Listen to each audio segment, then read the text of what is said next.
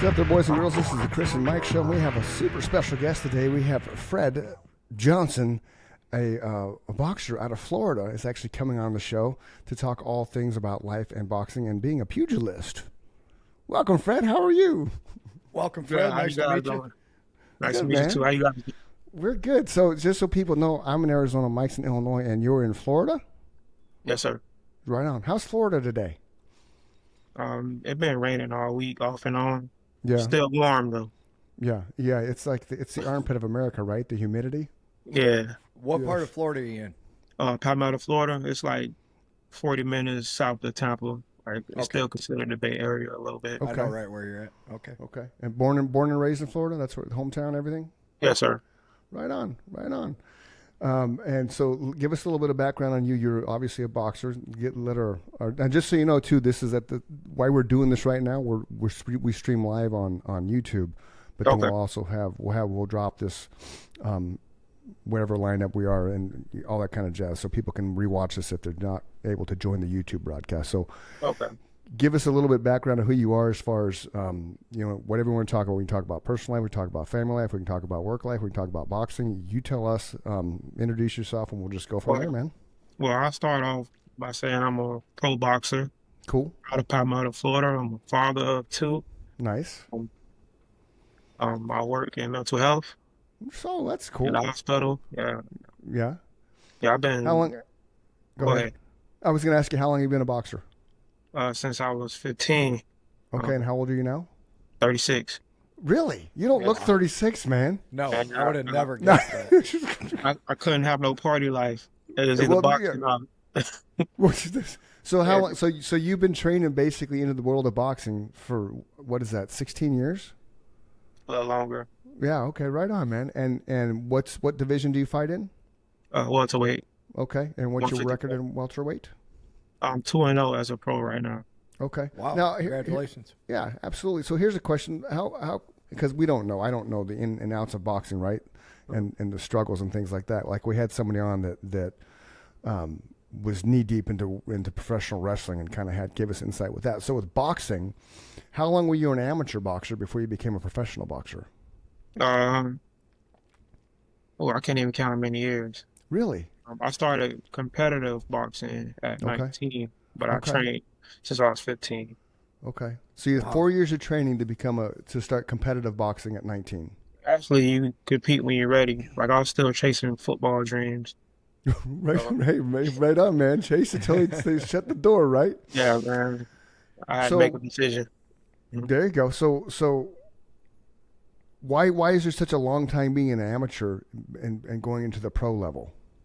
Because I tell kids, like, who want to turn pro in boxing, a lot of people in general, not just kids, you got to treat boxing and the amateurs as, let's say, pee-wee football.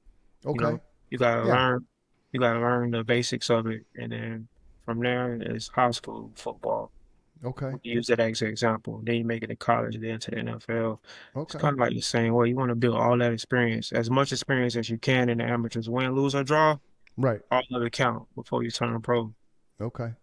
So how many amateur fights have you been in? 56. Okay. And what was your record as an amateur? 52-4. Damn. Wow. Damn. I did underground boxing as well too. Wow. What's that? Under the radar boxing. Oh, okay. So what was your record on that? I don't know. Okay. It was like every week. Wow. Wow. Explain that for the people that don't know. Is that like Fight Club? You don't talk about Fight Club? Yeah. It's basically, that's what it is. Something that get put together in certain nightclubs. Yeah. Okay. Wow. And you still have all the gloves and stuff on? It's not bare knuckle or anything like that? Nothing crazy? Yeah, it's gloves. We had our hands wrapped. Even some of the shows had headgear on. Okay. Yeah. It was dangerous, but we made sure we did the best we could to stay safe. Yeah, of course. So how many knockouts? Yeah, go ahead, Mike. Sorry. Oh, sorry, man. You go ahead. Did you get paid at these fights, of course? Or why else would you do them? Yeah, cut off. He asked, you cut off, Mike. Say again. Oh, did you get paid at those fights? Or, like people would ask, why else would you do them? Experience. Oh, there you go. Experience. So So you even did not amateur get level, paid? you don't get paid? Experience. Okay. So no, he didn't get paid. Okay. Yeah, Wow. So yeah. so underground boxing is experience. Amateur, is that a paycheck or is that experience as well? Uh, Amateur boxing is legit experience. Okay. Wow. Because that's Legit. certified, right? That's a certified Yeah, organization on with the its own USA set of boxing. rules. Okay. Yeah. That's crazy, man. So 16 years until you became a pro, is 16 years of experience, but not making a dime from doing it. Hundreds of fights because he says he can't Right. count the other ones. Right. Right. So you got to be like at like what 80 plus knockouts. Say we have 100 fights, you're like 80 plus knockout guy. Somewhere around there. So to me that's amazing that it took you that long to break into Well, the pro level. Well, We can equate it to being 2017, musicians, man. 2017, I originally turned pro, but Okay. I had dealt with some mental things after the show that I was originally supposed to be on didn't fall Mm, through. I was okay. already battling mental issues like prior to going into that fight, and when that fight didn't go through, I just like just pretty much hung up the gloves for a little bit. Gotcha. I actually just got back into it last year. Okay. You know, Okay. like when I hung up the gloves, I drifted into actually that's when I started working in mental health. Okay. And what And do you do? What do you do in the mental health field? I have background with that too. I worked I'm before I a got into real psychiatric estate. tech. Okay, cool. So you work like behavioral type stuff like Yes, that, and sir. work. Yeah, I had some time in that field too, so I know what that's like for sure. And from there, I started giving back. You know, Yes, coaching kids, a lot of cool. kids. You know, I eventually ended up a pro boxing coach.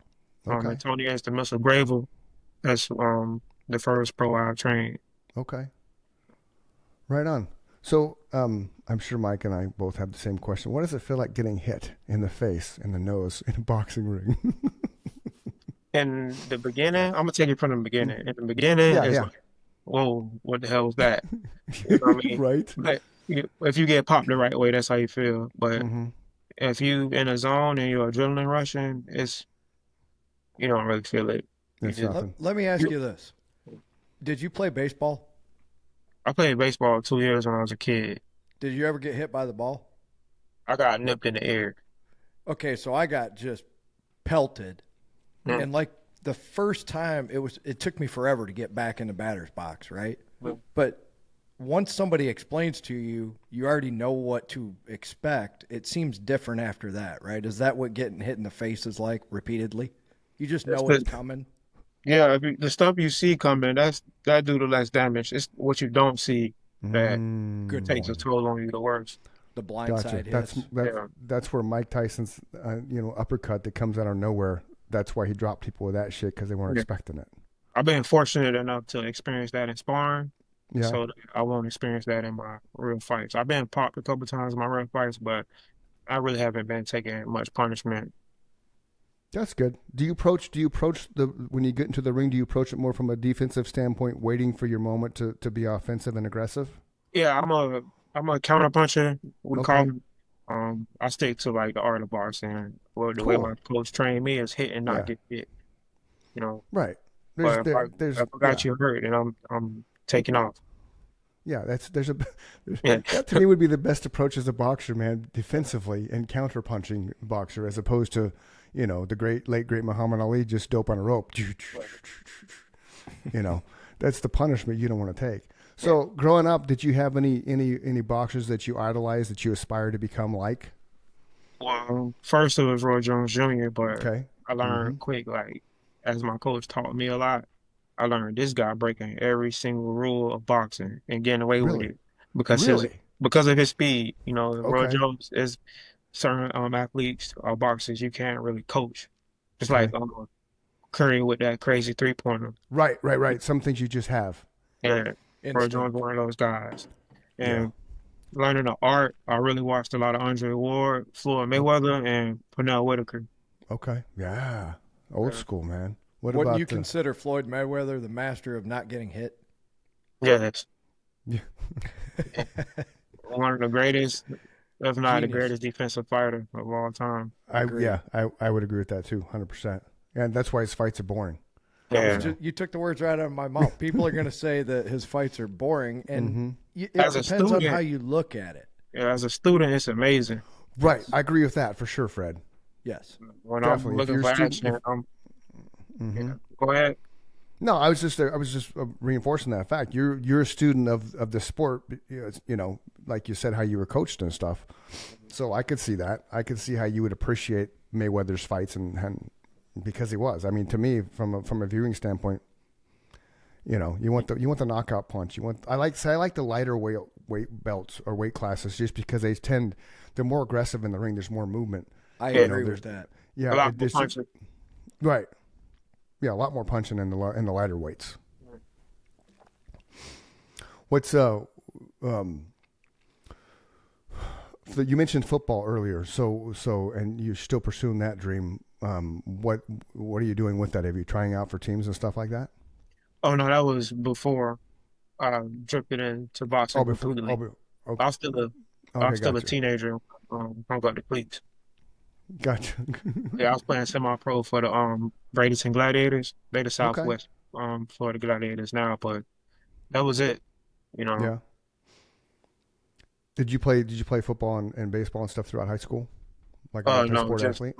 I just played football in high school, Okay, and certain situation with a new coach kind of really shifted my path into the boxing gym. okay. So what was it? What was it? Explain to us. Give us like some insight of your first professional fight. What was that like? I mean, the emotion, the adrenaline, you know, the stage, all that kind of jazz. You know, because Well, obviously Mike and I are fighters, so kind of walk us through that journey and what it feels like to step into that ring, knowing you're going to go toe to toe with that dude. And after doing it so much in the amateurs, I had a yeah, lot of experience. So with that, and then drifted into being a coach, and mm-hmm. then going into camp, going into camp after all of that. Okay, I had some real hard sparring. yeah, There's one yeah, guy in particular, Sonny Davidson. He another pro boxer. He from Avon Parkway. He was training out of Sarasota, Florida. okay. He put me down a couple of times. He really Oh, showed me, okay, this is what the pro is gonna be like. You know, He so showed you the next level. yeah, basically Okay. that's what that was. That's what that was. From there, I think the preparation that I went through to get ready for this fight, um, I usually will think that people have butterflies and all that mm-hmm. nervous stuff. I didn't like my trainer prepared me and I had a real good camp, so I was ready. Okay. So would you say you were very centered on that night? Yes, Calm? I got yeah, I was real calm.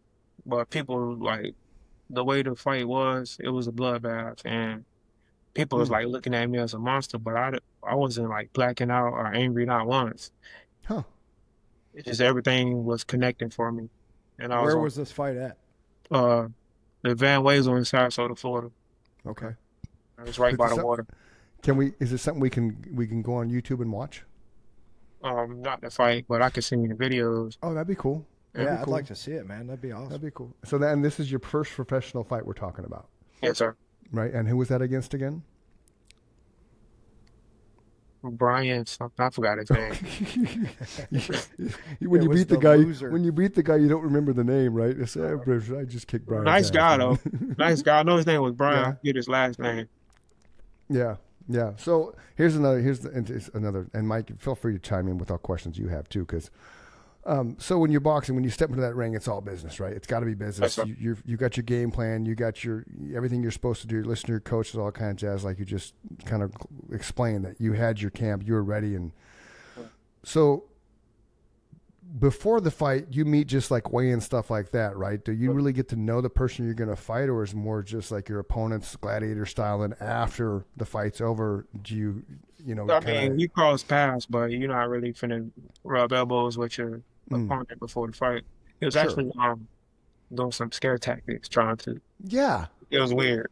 Yeah, you gotta do that Tyson stare, right? Yeah, You just want to intimidate. Yeah. it didn't work. It was like I don't know if you see like the scary movies. You see like Michael Myers, and then you look Hmm. away and look at him again. He disappeared. Yeah. It was like stuff like that he was doing. Okay. Oh, this guy. Like, Really? yeah. That's a great description. That's funny. That's Like, funny. So is it so? Like I know in professional sports, like basketball, football, baseball, well, not so much baseball, but basketball and football, going from collegiate level, which we can kind of call amateur, right? Going from amateur to pro, the speed is that much more as a pro, right? Like with football, you can have an amazing athlete, college football athlete, right? Then he comes to the pros and just falls flat because the speed and the timing is so different between the two. Is it the same with boxing from an amateur to pro level? It's actually two different levels in the amateurs. You got novice level, which is like your first 10 fights. That's like Okay. Pee-wee football. Then you go Okay. open. Once you go open, you fighting anybody from who have between 10 to maybe 300 fights. Those are both Wow. sanctioned Yeah, divisions. USA boxing. Okay. Yeah, obviously you want to get it to where you're competing on a national level. Well, I just want people to understand you're fighting at a pro level, just a semi-pro level at that point, right? Yeah. You know, you're calling it amateur, and I think that gets misunderstood sometimes. These are sanctioned divisions Yeah. within the pro league. You just, like Well, you said, it's like minor league baseball versus pro baseball. Yeah, basically You're that's still a pro. basically when you go open, you fighting guys with ton of experience. Mm. You will hope that you get matched with a guy who had somewhere around the same amount of fights as you, but it don't always Sure. go that way. You might be fighting a guy who just won nationals 2 years in a row, just fought in the Olympics. You know, Yeah. it can That's go like crazy. that when you go open.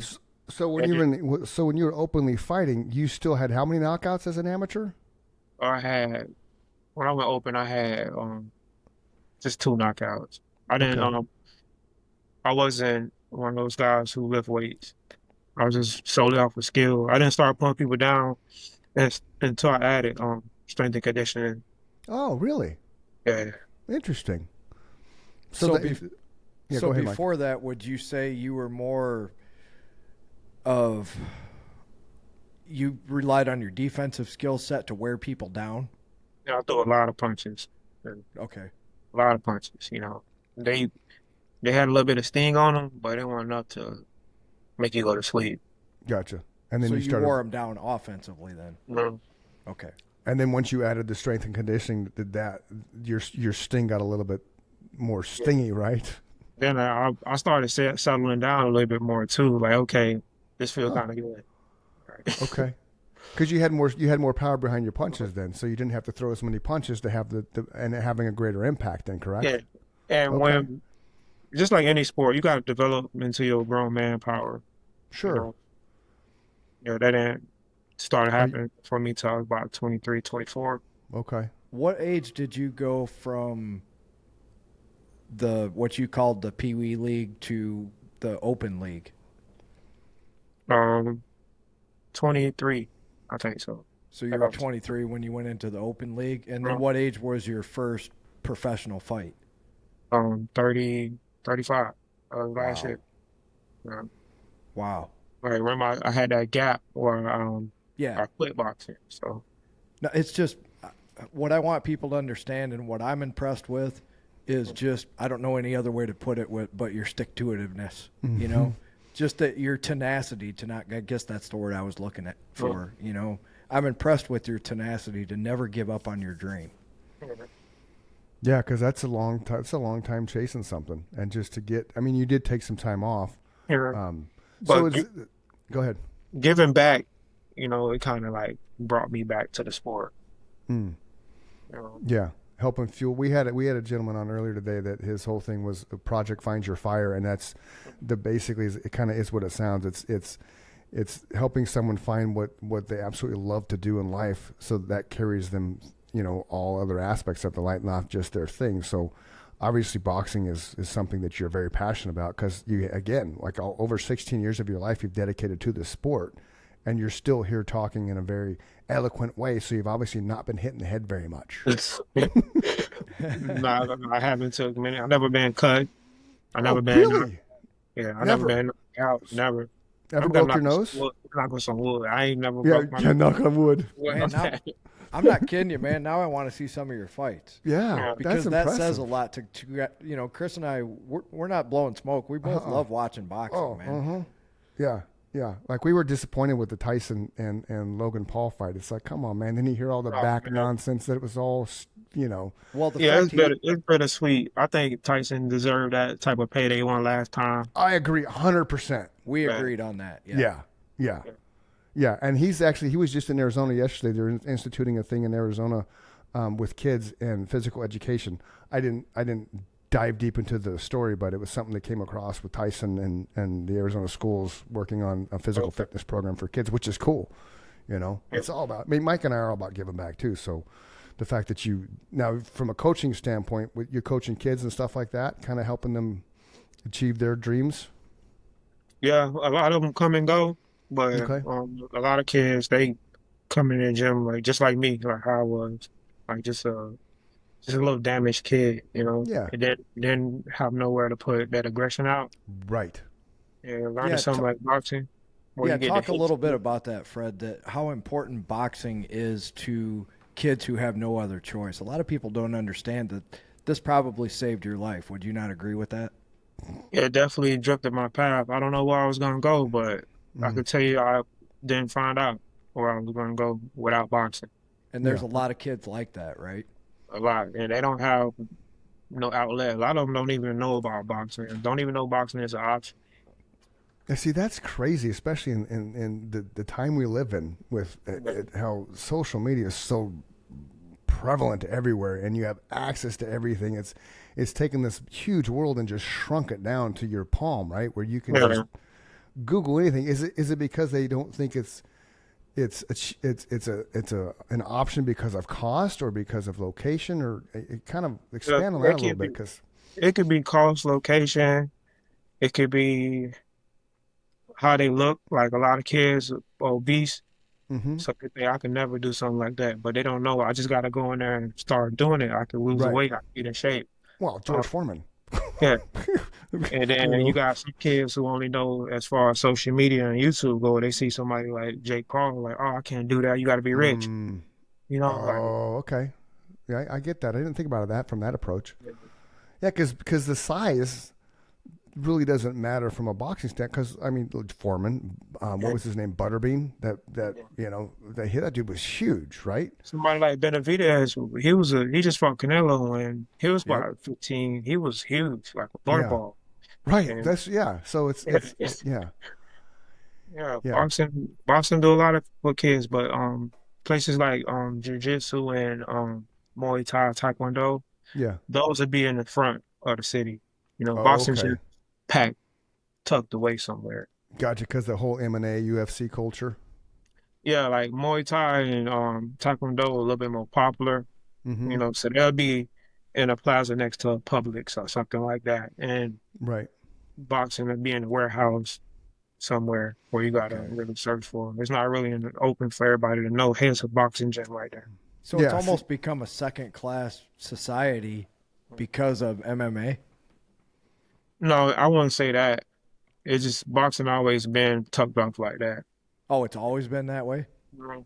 Okay, I didn't know that. That's see, crazy. and You gotta go in the inner city to find like a see, boxing gym. you All do right. because I've been fascinated with boxing forever, and I always thought I always thought that the training behind being a boxer would be just an epic workout to do on a consistent basis because it's a full body thing. Like it's not just cardio, right? Because the weights and the discipline and the hand-eye coordination. But I can't. The only boxing gyms I've ever found are 45 minutes to an hour away from me. Right. So it's it's like, and then they opened one up in the East Valley where I live, but it was for women. Like Yeah. the whole thing was catered for women because this It's is cool. those. Yeah, I want to do something like that. They making a killing. women are. Oh, for the People gyms, making gyms. boxing fitness gyms. Like, absolutely. Because again, there's nothing where I live right now. There's nothing. There was one that popped up. We had a guest on. She's part owner, Alicia Shields, Mike, of a Oh, gym okay. called Box Out, but. Everything you see on them social media wise, it's all women. There's no men. So walking in there as a guy would be awkward. Like, ooh, which one of you are going to fight? But I Hey, can't hit a ladies. woman. and then those gyms don't be set up like that. Just be just fitness, like title boxing. I don't know if y'all have that Mhm. there. Title boxing. Mayweather even drifted into the fitness boxing gyms. well, Mayweather, if he touches, turns to gold. Yeah. You know. So how long have you been married, or are you married? I'm in a relationship. Okay. Not Okay. married. Okay. And how old are your kids? I got an 11-year-old and a 5-year-old. Should be 6, August 8th. Okay, right on. I have a grandson that's 5.5, so I feel you there. They're a blast at that age. Grandson, you look my age, man. Yeah, thank you, thank you. I just turned 55, and I've just turned 55 in March. I'm done. I look like I'm 36. See ya. I'm going to tell my wife that, honey. He says I'm 36. I'm only going to be 23, and I look like I'm 62. No, I'm just kidding. I'll be 52 in August. So you have a fight coming up, right, Fred? Yes, next Friday in Tampa. Okay, and who you fight next Friday in Tampa? They just replaced my opponent. He was because he's scared of you. He's like, well, I don't want to fight. Yeah. I don't want to fight Action Jig, man. I'm gonna get my ass kicked, right? So he bounced. Yeah, it's Raul something. I gotta look and see his name again. So from a preparation standpoint, when they switch your opponent, like, do you watch film and stuff of who you're boxing so you kind of know they're available? Yeah. Okay. So when they switch your opponent, how much does that mess with your training and your game plan?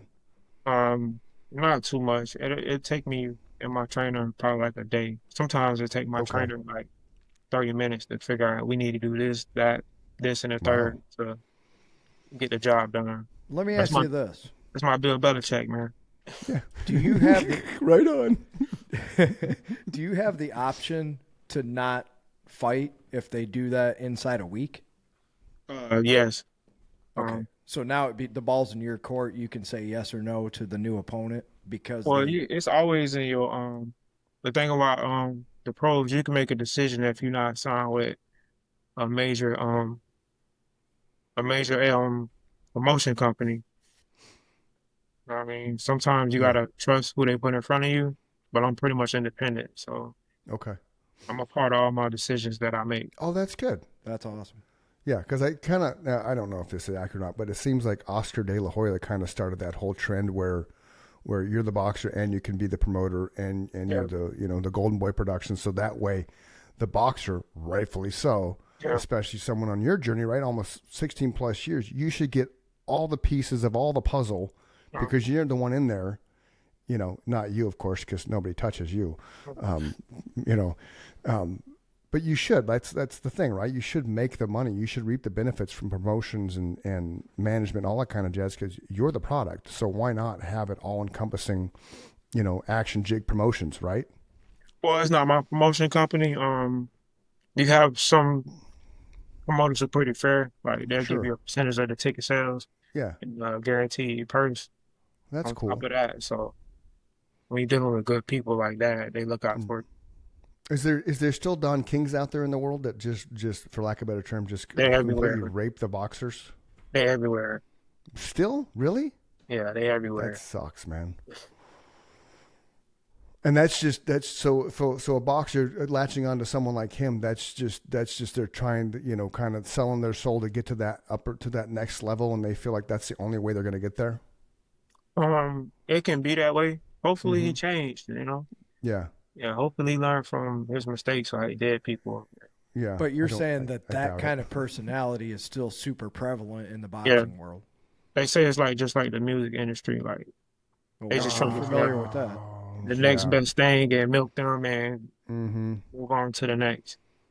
Like when in boxing, if you lose a few times, it's like basically sending you right back to the bottom. And a lot of promoters don't want to deal with that. They ready to move on to the next best thing. That sucks. So they don't back, like you just talked about with music, like back 20 years ago, you invest in a band, you help them grow, you say the foundations, all that kind of just. Now it's like, okay, I need one song. Give me one song, and then a year from now you're just done. See you later, bye. Yeah. As long as you win, you can make 20 songs. Well, It's funny that he brings that up because I just heard that on a podcast I was listening to that I was unaware of that, Fred, that in the boxing world, you cannot lose. In MMA, you can lose a couple times and you can still keep trajectorying up, right? You're on the upward path.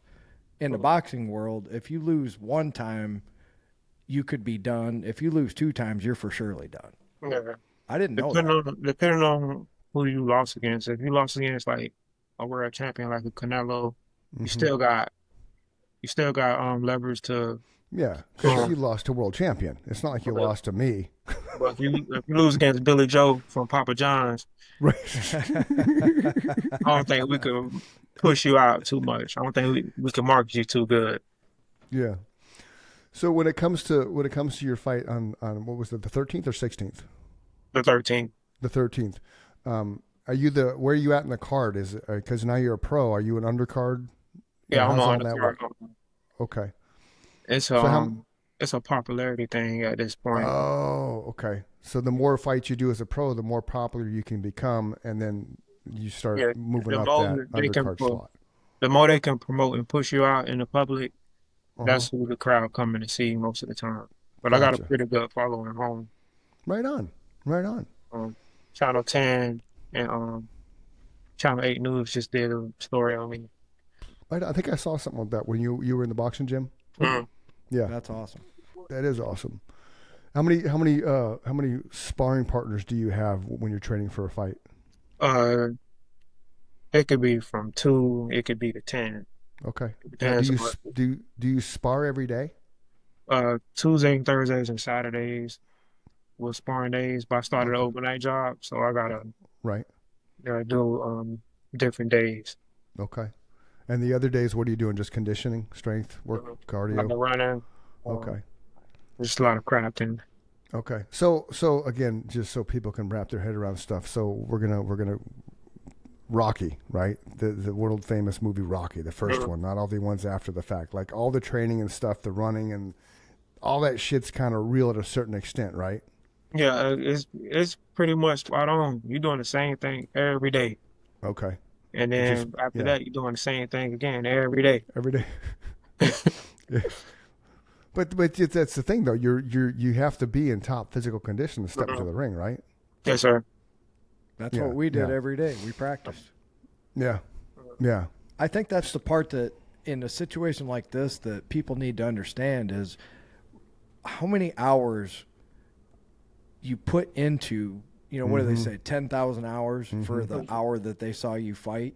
You're talking pregame, the fight, after the fight.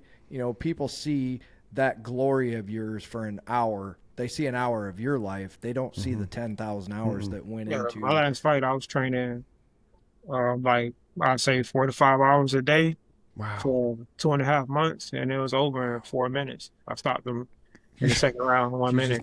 Did you knock him down? Yeah. Yeah. How'd that feel? How'd that feel? Knocking like throwing a punch and then seeing your opponent just drop. It was a flurry. I threw a flurry that made him quit. Okay. And, I thought the referee was gonna let him get up. Yeah. He waved it off. Okay. I saw what I wanted to throw out. Everybody wanted those highlight knockouts. I saw what I wanted to throw, but the referee waved the fight off. Okay. Right on. And so you just and then all of a sudden he's down. Yeah. And so you're stepping back looking at that, right? You're still probably just dancing a little bit, freaking just adrenaline's going through the roof. Are you just like in your head like, yeah, man, I knocked you on your ass? No, I stepped back. Like people thought, like I stomped off. People thought like I was celebrating. I was more disappointed because I saw the overhand right that I wanted to throw. I wanted the referee to just give him a standing 8 count and let him get back up. Yeah. So we dream about those highlight knockouts that be viral, you know. So there's because that's going to increase your popularity, right? Yeah. There's the other side of it that people don't see is that disappointment on your face was just you at war with yourself, not your opponent, right? Yeah. They thought I was celebrating when I stopped them. Yeah, see, Chris and I will say the same thing. It's like we'll make horrible mistakes in the middle of our set, and then we'll ask the people that see us play every night, and it's like, we didn't hear anything, you know? Yeah. Like, the people don't understand. It's like, at that level, you're in more competition with yourself than you even are your opponent, right? And the people be more entertained than you realize. Yeah. Oh, yeah, because because what you do is it's entertaining for sure. I mean, that's the whole point of it, right? You're putting on a show. So have you ever had one of those punches thrown that just, it's just, tree falling in the woods, just one hit, one shot? Yeah, I had a. And how does that I feel? don't know. Because you It got a felt, little smile when I asked that. Yeah, I got one. it felt good. I still remember the first time I put somebody down with one punch. Yeah, yeah. Well, Well, what kind of punch was it? it was a body shot. Okay. Oh, really? Yeah, it was a body shot. And To the ribs? like yeah, to the Okay. oblique area. I reached down to help him up, Yeah. and well, he was one of my mentors, China Smith. Oh. There wasn't no boxing around here. He kind of Okay. freaked out, you know, Yeah. like what you doing? We don't do that. We don't help nobody up. You go to your Oh. corner and wait on the ref to do his job. Oh. But Okay. that's what type of person I was at the time. But That's cool. as it That's started cool. happening more, I just walk off because Well, yeah, because you have to, right? You gotta have. that That's day it. he told me, "You go to the corner, wait on the ref." That's stuck in my head. Like you'll see me walk off when I drop somebody on the videos I'm seeing you. Okay. Yeah, Well, yeah. I mean, most boxers, aside from some of them, the showboating ones, would yeah. like you said, you drop the guy, you walk away. Mhm. Yeah, and I guess that's kind of more respect for the sport, right? Yeah, Like you're yeah, not going to showboat. Ooh, look at me, because all it takes is one punch, right? yeah. That's kind of like with football. You score a touchdown, okay, you give the ball to the referee. Like the great ones, like Barry Sanders. Here you go. Act like Could you've care been less. there before, right? Yeah, exactly. You've been there. This is who I am. My job Yeah. is to knock you on your butt. And these days I'm more impressed with somebody who has that class because it's so Mhm. rare, than somebody that makes up some dance they do. Yeah. I'm not as offended as everybody else at all that showboating. I mean, the over the top stuff I can't stand. Yeah. But now I'm so impressed when someone has what Chris, just described as the Barry Sanders approach. Like, Mhm. act like you've been there before. Yes, sir. If you're so Yeah, and you're great. going to be there again, because that's the other thing with that, right? You've Yeah. been there before, and you plan on being there again and again and again. That's and my again point. and again. If you think Right. you're that great that you have to do all that showboating, then just don't do it at all, because we're going to see it over and over again, Mhm. right? Yeah, you never know who's watching. Like this is a Thank time you. and a place where people can like be over the top when they're Mhm. celebrating, but you just Yeah. want to Yeah. show in front of. You just want to fight in front of probably 100 people. Right. There's no reason to go insane. I can see if you want like a championship belt. Like, Yes. Yeah. Oh, yeah. That's a whole. Yeah. That's a different story. Exactly. it's You a win a different type of championship belt, man. celebration. Yeah, you win the belt, man. You better be fucking celebrating that. Yeah, if for you the win a world to see. title, we better see you standing on the top rope, Fred. Yeah. So for your fight coming up, how do people watch it? Can they watch it? Is it something you can stream online? Is it something you can tune Triller into? TV. It's gonna be on pay-per-view on Triller TV. I'm not sure how much it's Okay. gonna cost, but I know you can stream it on that app. Okay, it's Thriller, like Michael Triller. Jackson. Triller TV. Trilla. Mhm. Okay. Now, a Yeah, lot of we have to- musicians use that app. Okay. Yeah, you have to give us have your people give us that link so we can Okay. take a look at it, Yeah, because that would be fun to watch you, man. absolutely. Just to see you, not now. So Rocky never broke his nose either, right? And then his first fight with Apollo Creed, the first punch. Yeah, it's definitely a lot of lessons on those movies. Now, when you're standing toe to toe with a guy, right? I mean, you have a certain space, right? Because the jab, the extension, stuff like that. You're not like typical. Everybody knows typically what boxers do and things like that. Mhm. When you're looking at the guy, like in football, my son played football, and I was one of the coaches at the time, and I would coach the cornerbacks, the defensive backs, and I would teach them. You watch the waist, because the waist shows where the receiver's going, things like that, so you don't get juke and jive and all that kind of jazz. So when you're boxing and you're toe to toe with somebody, what do you focus on? You focused on his eyes. You focused kind of like the whole picture around him, because the speed is what always intrigues me with that. The first thing I'm doing is I'm checking their feet. I'm seeing if they're flat-footed. I'm seeing if they're on his toes. Like, Okay. the ones on their toes, they ready to move. The ones with flat feet, they not ready to move out of the way. Okay. Some of them gonna stand and bang, Okay. and some of them just flat feet. They don't know how to stand at all. After that, I'm checking my range, and like a lot of people Which is see why the jab's so important, right? Yeah, The I use jab my kind of jab a lot. sizes up. Okay. How tall are And you? once I figure out my range, Yeah. I'm listening to my coach. Okay. How tall Yeah. are you? I'm 5'9", Okay. And what's your weight? 154. And what's your span? I forgot. I only got those measured like once. So here's a fun question. So being 5'9", do you prefer fighting somebody taller than you, your height, or shorter than you?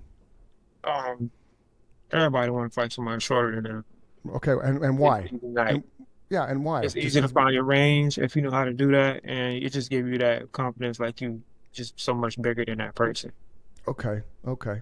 But for me, like fighting somebody taller, I know I Hmm. can get a lot more leverage than he can, and I know I can get lower quicker than he Oh, can. And so like, you can attack the body easier on a taller opponent than you yeah, can on a shorter one.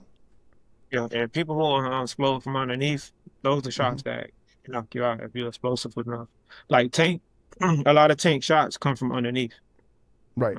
He always catches somebody on the blind side. Yeah. Yeah, which is what that uppercut's so good, right? Yeah.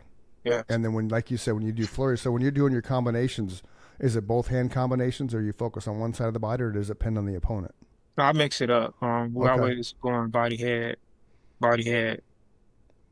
So do you guys like in baseball? They can measure the speed of the baseball, right, from the pitcher to the catcher. Do they measure the speed of your hands when you're Nah, boxing? that'd Okay, be pretty cool if they did. that would be cool, right? They I do know. measure the force of your punch, though, right? Yeah. Well, not during the fight. Yeah, not during. Is that what you were ESPN asking, Chris? Is did during something the like fight? the sports Just science thing.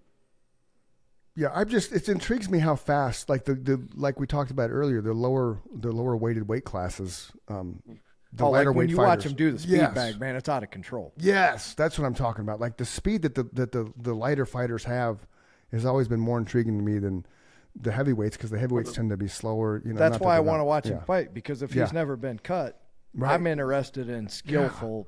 You know, like whatever profession it is, if somebody's developed a way to do it the right way, I want to watch you do it the right way. Yeah. You know, Well, obviously you don't get hit a lot.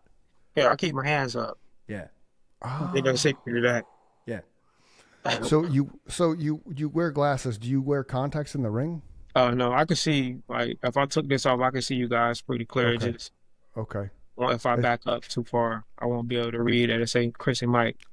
Oh, gotcha. Okay. So Yeah. you still have perfect vision as far as being in the ring without glasses on. Okay. I do. Gotcha. Well, I can't see nobody outside of the ring. Well, yeah, it doesn't matter. You just got to Yeah. see the guy in front of you, right? I'd be in the same boat. I can still see up close without my contacts in, but I can't see far away. And I can hear good. Like I can make my I can hear my coach over everybody. Really? No matter how That's loud cool. I get, I can hear my coach. Yeah, that's cool. That's kind of like you ever seen that movie For Love of the Game? It's a Yes. baseball movie. Okay, so remember when Costner's on the mound and he's like clear the mechanism, and the entire stadium goes silent. Is it that Chris kind? Costner, Kevin Costner. Yeah, Kevin Costner. Yeah. Yes. Yeah, I seen that movie. Yeah. I seen So that is it that kind of concept? Because Yeah. that's intrigued me when he did that in the movie. I'm like, wow, I wonder if that's legit. That's like tunnel vision. Yeah. Yep. So that's legit. So it doesn't matter. You could have people standing on their feet cheering like crazy, screaming, hollering, but you're so zoned in on your coach. That's all you hear. Yeah, When, you can hear when you trying. say that's how you felt in the middle of a song, you know, on a good set, you're not there anymore. This is true. Yeah. You get but lost it's in it. yeah, but it's a different thing.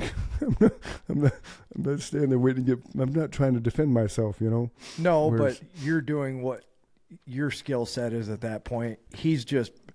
I think a lot of people would be fascinated that he can get to that point in his head before he gets hit, for sure. Yeah. Yeah. Well, he doesn't get hit. He's already explained that. That's why he looks so pretty still. Well, okay, so before he potentially gets hit. Right. Right. So you've never been knocked down, or have you? I've been knocked down in sparring. Oh, in sparring, but never in an actual fight. Never in an actual Okay. fight. I've been knocking some wood again. Okay, then let me ask you this. Yeah, no, we're knocking on wood for you, dude. In your losses, were they technical knockouts? Were they decisions? Were they Oh no, that was decisions. okay? Okay. All decisions. Yeah, And all those decisions were wrong, right? I say 3 of them was questionable. Okay. One of them was for sure lost. I didn't do enough. I gotcha. Okay. So you That's own very up to the humble. one. That's humble, man. When I That's started cool. developing my pro style, Mm. like in amateurs, they want you to shoot and bang, bang, bang, bang. Oh, really? They care about who the busiest. Okay. Obviously, skill play a part in that, but when I developed my pro style of boxing, I Right. slowed down. Like I was more patient, picking and choosing when I want to shoot. They don't like that in amateurs. Now, do they want Oh. you to be that way because of the entertainment value? They don't want boring fights. Is that No, it's a sport who can land the most hits, and okay? Mm. they Yeah, want you to that's- be busy. That's the way That's- their game is designed for their Yeah, scoring. And when you turn pro, like everything about it's just a business. Like you got to be strategic with everything. I can see that. What do you have as do you have particular colors that you gravitate to? Like like Tyson always wore the black shorts and the white towel. Do you have the same kind of colors you always? Nah, I'm mixing it up. I fought in red and cheetah print or Cool. leopard print. Right My on. first fight, I wore baby blue and white. My last Okay. fight, in this fight, I'm white, wearing all white and silver. Okay. Have you ever met any professional boxer that was just like, yeah, I I'm glad met I Roy met him? Jones Jr. as a coach. Nice. I was in Oh, Alabama, right on. and I'm in my phone, and he come in a B-side locker room. Like that's pretty much unheard of for the big guys to come to speak to the B-side. They Okay. always in the A-side where the main fighters be. Mm-hmm. He came in and was like, "What's up, everybody?" And I'm looking at my phone, and I look up, and I look back at my phone, and I look up again, like, "Oh snap, that's Roy Jones." And he took a picture with us and everything. That's Nice. awesome. That's cool, man. How I long love ago to was hear that? those stories. That was what, like 3 years ago. Right on. Mhm. Was he what you hoped he would be as a human for the short amount of Yeah, time you were with him? he is a decent dude. Okay. I seen him at a celebrity basketball game when I was younger, but I never Mm. met him. He had a Right. house here in Sarasota Okay. at the time. Okay. I It's watched it's the cool when you basketball. meet somebody that you aspire to be, and they're not assholes, that they're genuine humans. Yeah, Everybody's an asshole at some point in their rise because it's yeah. just it's Floyd walked right past me one time too, yeah. Who did? as a Floyd. coach, Floyd Oh, Mayweather. okay. Yeah, and I think it's like Daytona Beach area. Mm. Yeah, he And you actually didn't. dapped the fighter up who I was coaching, like with Okay. no hesitation. Like, Oh, cool. That's cool. That's awesome. And then did your fighter win? oh no, he didn't win that night. Damn it. That would have been great if he won They too. gave they he did a good job because Yeah. Floyd was there to actually sign the fighter who fought our guy, Okay. and he did enough for Floyd not to want to sign him anymore. Mm. Wow. Okay. They pretty much, even though he didn't win, he Mm. gave him an upset. Gotcha. That's So what do you think about the scoring in boxing? Does it warrant the decisions when it comes down to it, or is it popularity? Are they really looking at the punches landed? Because I think that'd be really hard to sit there and watch. What do you do? 10 rounds or 12 rounds? With this fight 6 rounds, but my Okay. first two was 4. Okay, so from a 6 round standpoint, you go to the distance. I mean, are the judges are on what, 3 sides of the ring? Yes. Okay. How are they counting it? Like, is there something in their hands or something where they're like, tick, tick, tick, tick? They have No, to have they one of just- those clickers. They just got a good eye, and That's it. they're marking it down. Whoever they feel won that round, it's a 10-9. Right. Like So if they, that's it. It's just naked eye. It's a judgment. but a lot of them before they become pro judges, they got to go through the amateurs too. Oh, Even the yeah. reps, they got to go through the amateurs as well. Okay. So you got to work your way up on all levels of this sport. You're starting at the bottom and working your way all the way up. And that's why a lot of those judges be old. Oh, that makes sense though. Yeah. But see, could be a bad thing though, because their reaction time is slower than it was 20 years ago. You'll be surprised though. It's like a lot of good judges, like Yeah. they've been doing it so long. It's like secondhand. Okay. I can see that. It becomes a habit, right? Yeah. So they're basically watching the fight and just with their hand, they're making little ticks on something. Okay. And then you have every now and then you have those questionable decisions. Like, Yes. watching. Right? What were you watching, man? Yeah. That's the stuff that drives us nuts as viewers. Like, you got to be kidding me, because there's some fights Mike and I have talked about and watched recently. It's like, how? How is that Recently, possible? there's a lot that's going on. Some of those judges be hurting boxing. Yes, kind of like how LeBron James is destroying basketball. Yeah. Do your job. Yes. Quit falling over when no one touches you. Yes, like And there's Now- video evidence. no total video evidence. They made it so popular, man, flopping. I think Yeah. they stole it from soccer and ran with it. Yeah, because soccer Yeah, does flop too. That's a good point. Yeah, Yeah, but flopping needs to stop. You can't flop in boxing, right? You just can't fall to the ground. Then you get a standing 8 count for nothing. Yeah, that defeats the purpose of the sport. Man, Tank just looked at me and said grease was in his eye. Look at that dude, he just fell over. That's the first. He got to go down in history as the first boxer to flop. True story. So let's talk about the day of fighting. We got about 10 minutes left here, so I want to kind of get into the mindset of that. So the day of the fight, what's your routine? Because I'm assuming it's consistent, right? Because you creature habit, right? So what's the day of a fight? You wake up at what time, and just take us through that day before the night of the fight. I'm waking up probably 7, 8 o'clock, and okay, I'm eating a good breakfast. Mm-hmm. What's a good breakfast? What's a good breakfast for you on fight day? Life, anything with life in you. Like, I'm loading on berries and vegetables. Really? Yeah, really loading up on them things. Okay, so why loading up on vegetables and berries as opposed to protein?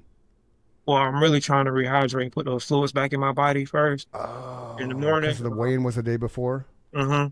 And we still rehydrating all the way up into that fight. So I want to put life in my body. That morning, probably for lunch, I have like a small chicken pasta, because my stomach, you shrink your stomach while you're in that weight cutting process. Yeah. I have like a small chicken pasta and probably some broccoli. Okay. And maybe a protein shake before I get to the venue. Okay. I won't eat again until after the fight over with. But prior to that fight, you just would be relaxed. I don't know what they be saying, but I listen to opera too. So. I listen to opera. Anything that keep me, mellowed out and relaxed. Yeah. Where I can think. Opera. Yeah, I listen to opera, man. Opera music. People probably think little baby or something on the headphones or something. Nah, that's opera. I don't even know what they saying. They just keep me. That's cool though. That is very cool. Right. I thought I was the only one that had my opera sessions. Right. No, I love classical music too. I like everything really except hardcore rap. I'm just not a fan. That's what people would think I listen to all the time, but when I'm being ready for a fight, I'm a real, I visualize a lot. I could see that. You kind of seem like somebody who would totally zone into it and zen and just inner peace and just calm. I haven't seen you fight yet. We're going to make that change, but I don't imagine you going in there like, oh, wow. You just don't have that demeanor. I mean, I could be wrong. He seems very centered. You just seem, you do. You seem very centered, very in control of who you are, That's right. Cool. Right on. So, again, the fight is the 13th. Yeah, the 13th. Right. And it's a pay-per-view event. What's the venue for that? It's the Hilton downtown Tampa. Okay. And what are tickets to somebody's in Tampa and they want to go? It's $75 for VIP and $50 for general admission. Right on. I'm sure they got any tables left, but those a little bit more. Gotcha. Cool. Anything else you want to add? I just appreciate you guys for giving me the opportunity. And we appreciate you coming on. Yeah. Anybody you want to give a shout out to? Ash, man. He been doing a lot for me. Yeah, Ash is cool. Yeah, Ash is how we found you. Yes. Yeah, Ash. When somebody doing me wrong, Ash don't like it. He finna. Right. That's awesome. Or some like the news here, the newspapers here didn't do me too good, and Ash is on about it like right away. Ash took care of that. That's Ash. He a real big dude. That's like my muscle. Okay, right awesome. On. Right on. Think it's my bodyguard, but it's just my brother, man. Right on. That's awesome. Yeah, and again, Ash is how we found you. So shout out to Ash for connecting us with with Fred, Ash, and Jig. And he friended both of us on Facebook. So thanks for friending us, Ash. It's a pleasure to meet you, and thanks for hooking us up with Fred. This has been awesome, man. We appreciate you coming on too. Yeah, and you're welcome to come back, man. Let's get you let's talk to you after the fight. Yeah. I want to know what went through your mind and all. Yeah, let's do this after the fight so that you can tell us, what fight day was like, what the fight was like. Take us through that. I think that'd be awesome. We're huge boxing fans, man. Yeah, we are. Totally, dude. I mean, I grew up Marvelous Marvin Hagler. Yep. Tyson. But Tommy Hearns. Leonard, Tommy Hearns. Yes. Tommy Hearns, that's what it was. Yeah, Tommy Hitman Hearns, like all those. Buster Douglas. Took out Tyson. Yeah, Buster Douglas. That's a bad word. Tyson should have been ready for that fight, man. He should have been. He was too busy. It was hookers and blow, man. Hookers and blow. With The Tyson's one thing downfall. that I got from Fred out of this podcast is how focused he is on doing the job, man. And that's what that's what you got to be. You know, people think that musicians are all drug addicts and party animals. Yeah. There's a little bit of that, but there's a lot of work that goes into being a professional anything, right? Yeah, exactly. People don't see that side of it. So, do your kids watch you fight? Yes, they. Okay. I know they. Are they like just like come on, dad? Yeah, I think my oldest one, she would be a little bit more nervous, but my 5-year-old, yeah, I got videos of her. I think she's menace. She loves it. That's awesome. That's great, man. She'll stand up and scream at me like she feel like I'm not doing enough. Kids are brutal, man. She's motivational with it, but she want me to get busy. Sure. Good for her. That's awesome. Cool. That's cool, man. You're a good man, Fred. I appreciate you coming on, man. And again, it's damn nice to meet you, man. Yeah, we gotta have you back. Let's talk again. Let's talk some more about fighting and all that kind of stuff, man. Yes, sir. You're a good dude. Send us the stuff because we're gonna watch you. It's gonna be fun. I'm excited to see you fight, man. Yeah. Keep them up, right? Yes, sir. That's right. Hands up at all times. There you go. There you go, man. We appreciate you. Be safe out there. We always wrap our shows up with "Don't let the bad days win." So if anybody out there is feeling suicidal and depressed, don't be that person that takes your own life because somebody's gonna miss you. Somebody loves you. And you don't want to create that hole in somebody else's heart. So reach out, find some help, talk to somebody you know that will listen to you and just be an ear to lean on. We are no judgment zone here, the Chris and Mike Show. We're all about love and finding common ground with people, human interests, things like that. So we wish you the best of luck in your fight upcoming there, Fred. Absolutely. Great. Kick some ass, man. We're going to be rooting for you. And I'm going to yell at the TV if you're not doing what I want you to do. Yeah, best of luck, man. Like I said, it was damn nice to meet you. Thanks again for doing this. And knock them dead, man. Yeah, we appreciate your time, man. We appreciate your time, especially because you're training for a fight. So nothing but love from us, man. Nothing but love. Absolutely. All right, brother. Absolutely. Peace. Have a great day, man. All right, too. Thanks. Let's